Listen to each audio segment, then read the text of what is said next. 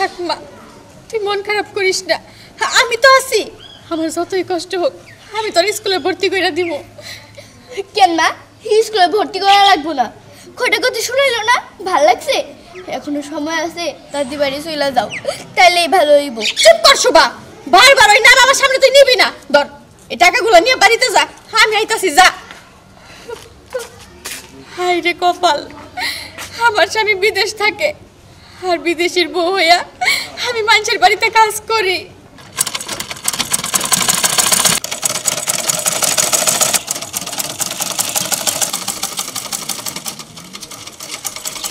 আপনি আবার দেখেন,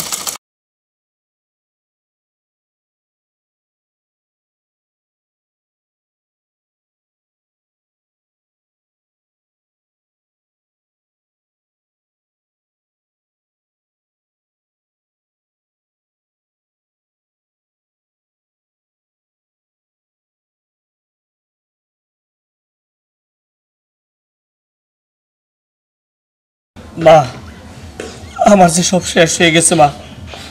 না রে বাজান, তোর কিছুই শেষ হয় নাই, আমি তো আছি, আমি তোর মা, কিচ্ছু শেষ হয় নাই। মা তুমি তো কইতাছো, কিন্তু আমার তো মনে মারতেছে না। আমার ছোট্ট মায়া নিয়া ও কই না কই গেছে কিছুই তো জানি না, কিন্তু ও যে আমার এত কষ্ট দিব সেটা আমি জানছিলাম না। আমি বিদেশ গেছি কার লিগে? আমার বউ পোলাহান লিগে, তোমাকে লিগে তো। কিন্তু আজকে বাড়িতে কি দেখলাম? কিছুই না। চুপ কর, তুই তো তোর সুখের জন্য গেছিলি বিদেশ, যাতে তোর সংসারটা ভালো থাকে, বউ বাচ্চা ভালো থাকে, আমি ভালো থাকি। কিন্তু আসলে সবার মনের আশায় তো পূরণ হয় না। আমি জানি না আমার এই নাতিটা নিয়ে বৌমা কোনে আছে, কিচ্ছু জানি না। বাজান তুই কোনো চিন্তা করিস না, তুই জন বাড়িতে আইসস, বৌমারে আমরা খুঁজে বের করব, ঘরে যা। হায়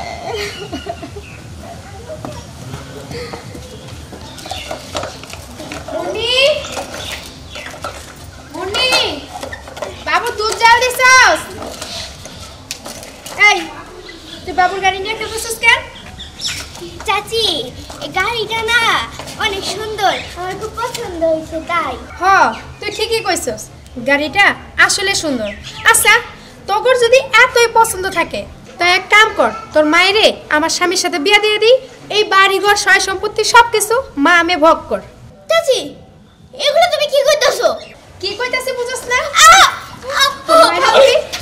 তুমি এর মারতেছো কেন? কেন মারতাছি বুঝো না? এই তোর এই বাড়িতে কাজ করতে হবে না, তোর মেয়েরে নিয়ে এক্ষুনি এই মুহূর্তে বাড়ি ছেড়ে চলে যাবি। এটা কি কইতাছেন ভাবি?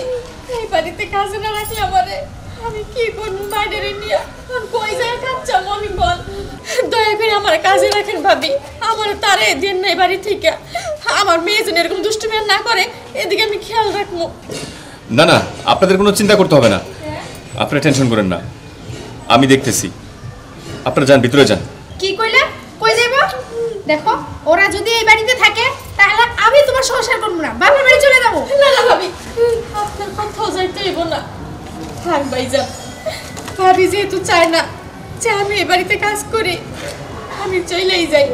আমি চাই না যে আমার জন্য আপনাদের সংসারে অশান্তি হোক, আমি চলে যেতেছি ভাবি, আপনারা ভালো থাকেন। চল মা। সব সময় শুধু নেকা কান্না, নেকা কান্না দেখতে মন চায় না, তারপরও কাঁদবো। এটা তুমি কি করলা? ঠিকই করছি, সব সময় এইটা আপনার ওইটা আপনার, গোটা বাইরে ওর নামে লিখে দাও। আরে বাবা, গরিব মানুষ ঠিক মতো খেতে পারে না, একটা মানুষের বাসায় কাজ করে, তার সাথে এরকম করতে হবে? আশ্চর্য ব্যাপার। আসলে একটা কথা আছে না, ঘরের বউ যদি ঠিক না থাকে তাহলে তার পক্ষে কোনো কিছু ঠিক করা সম্ভব না। একটা গরিব মানুষ বেচারারা এখানে কাজ করতেছে, দুমুঠো খাচ্ছে, এখন তারা কোথায় যাবে, কি করবে? না, এটা সত্যি খুব খারাপ হয়েছে। ঘরে ঢুকবো না।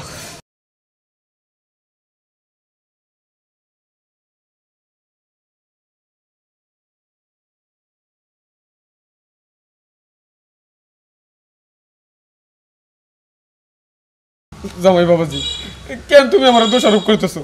আমার কথা কেন বোঝো না? আমি কি করে কইবো আমার মায়েরা কোন দিকে কোথায় গেছে? না, মা তো বললো আপনাকে বাড়িতে এসে। আমি আমি তাহলে কই খুঁজুম? আমি তো অনেক জায়গায় খুঁজছি, কোনো জায়গায় তো খুঁজে পাই না। আর আপনি অবশ্যই জানেন। না বাবাজি, তুমি বিশ্বাস করো, আমার মাইয়া আমার মিছা কথা কর কোনো দরকার আছে? আমিও তোরে খুঁজতেছি, পাগলিটা কোন জায়গায় যে গেল, কেমন না আছে কিচ্ছু জানি না। আব্বা একটা কথা বলেন তো, আপনার মেজাজ চলে আইলো, আমার কি দোষটা ছিল বলেন একবার? না বাবা, দোষ তোমার না, দোষ তো আমার কপালের। তাই যদি না হইতো তাহলে ওকে স্বামীর বাড়ি রাখে নিরুদ্দেশ হয়ে যায়।